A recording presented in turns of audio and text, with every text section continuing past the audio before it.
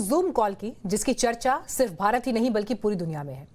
America की company zoom के जरिए आयोजित वेबिनार के दौरान 900 से ज्यादा कर्मचारियों को अचानक नौकरी से हटा दिया गया। कंपनी के करीब 9% कर्मचारी एक झटके में बाहर कर दिए गए और इसमें बड़ी तादाद में भारतीय भी शामिल हैं। कंपनी अमेरिका की है लेकिन सीईओ भारतीय हैं। सीईओ ने बाजार दक्षता, प्रदर्शन और उत्पादकता का हवाला देते हुए कर्मचारियों को नौकरी से निकाला।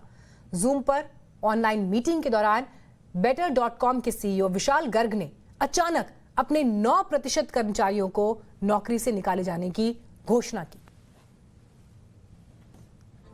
कोरोना महामारी की वजह से अब वर्क फ्रॉम होम करना एक नॉर्मल सी बात है, तो वहीं कॉर्पोरेट जगत की तमाम मीटिंग भी जूम कॉल जैसे दूसरे ऑनलाइन मीटिंग प्लेटफॉर्म पर होती हैं।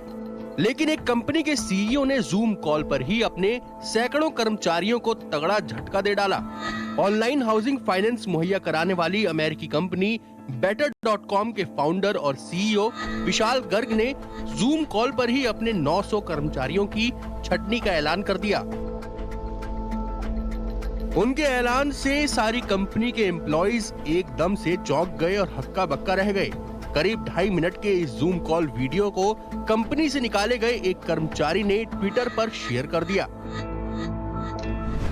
If you're on this call, you are part of the unlucky group. You, dude. That is being laid off. Your employment here is terminated, effective immediately. CEO ने यह कड़ा फैसला तब सुनाया जब अमेरिका और दुनिया के बाकी देशों में हॉलिडे सीजन शुरू होता है।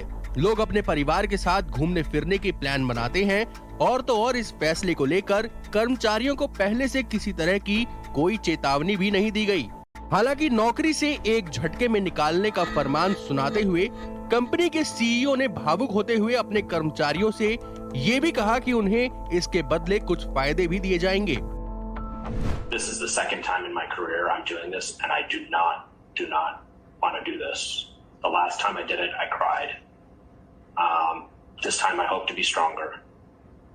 But we are laying off about 15% of the company. What does this mean for what's next? You're going to get an email from HR, askhr@better.com, to your personal email address. Reports के मुताबिक New York based इस company ने अपनी balance sheet को मजबूत बनाने के लिए ये फैसला लिया है। पिछले हफ्ते ही कंपनी में $750 मिलियन का निवेश हुआ है। $7 बिलियन की वर्थ वाली इस कंपनी को सॉफ्ट बैंक का भी सपोर्ट मिला हुआ है। विशाल गर्ग ने इस कंपनी को जनवरी 2016 में शुरू किया था। तो कंपनी के पास इन्वेस्टमेंट आ रहा है, लेकिन बैलेंस शीट को हेल्दी रखने के लिए 900 कर्मचारियों को एक झटके में निकाल दिया जाता है।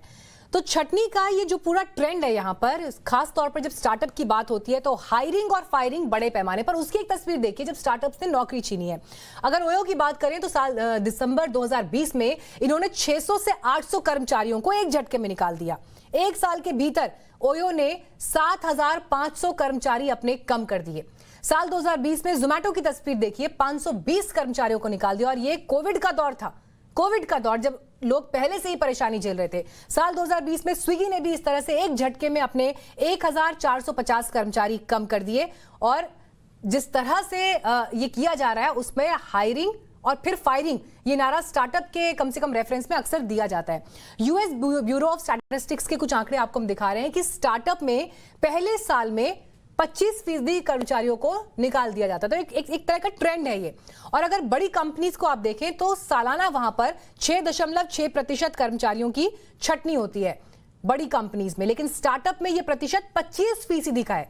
तो यहां से आप देखिए कि वो बड़ी संख्या में पहले लोगों को हायर कर लेते हैं और फिर जब लोगों की छटनी करनी होती है, कर्मचारियों को निकालना होता है, तो उसमें भी कोई कोताही या किसी भी तरह की कमी वो नहीं बरतते हैं।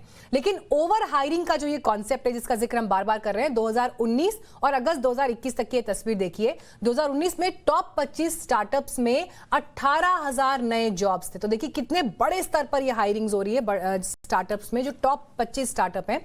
और अगस्त 2021 तक आईटी स्टार्टअप्स में 70,000 वैकेंसीज हैं।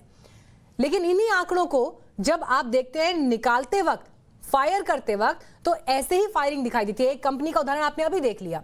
लेकिन अब सवाल यह है कि स्टार्टअप आखिर फायर करते क्यों हैं? तो पहला कॉन्सेप्ट पिवट, यानी बिजनेस का मॉडल बदल दिया और इस आधार पर छटनी हो जाती है। ओवर हायरिंग, जब जरूरत से ज्यादा लोगों की भर्ती की गई है, अब उनके ऊपर ज्यादा पैसा खर्च हो रहा है, ज्यादा सैलरीज देनी पड़ रही है, तो लिहाजा बैलेंस शीट को इंप्रूव करने के लिए नौकरी से निकाल दो। ये सबसे आसान तरीका उन्हें दिखाई देता है। हाई बर्न आउट रेट, यानी फंड खत्म होने पर भी छटनी की जाती है, यानी जो फंड्स स्टार्टअप के लिए मिले हैं, जब लगता है कि उसमें कुछ कमी आ रही तो उसके बाद उसको बनाए रखने के लिए, बरकरार रखने के लिए एम्प्लॉयज को निकालना सबसे आसान तरीका स्टार्टअप्स को दिखाई देता है। छटनी या ले ऑफ कॉर्पोरेट दुनिया का कड़वा सच है, जिसे स्टार्टअप और कंपनीज और विषैला बना रही हैं। वेंचर फंडिंग की जुगत में लगी स्टार्टअप कंपनीज पहले अनावश्यक विस्तार करती हैं और जब कैपिटल खत्म हो जाता है, पैसा खत्म हो जाता है या नई फंडिंग न मिलते देख छटनी के जरिए वो अपना बोझ कम करने की कोशिश करती हैं। ये खेल चलता रहेगा क्योंकि मुनाफा केंद्रित दुनिया में संवेदनशीलता के लिए जगह नहीं है। जरूरी यही है कि स्टार्टअप में काम करने वाले लोग मल्टी स्किल्ड बने ताकि रोजगार का संकट कम से कम हो। एक ब्रेक के लिए यहां रुक रहे हैं, फौरन लौटेंगे।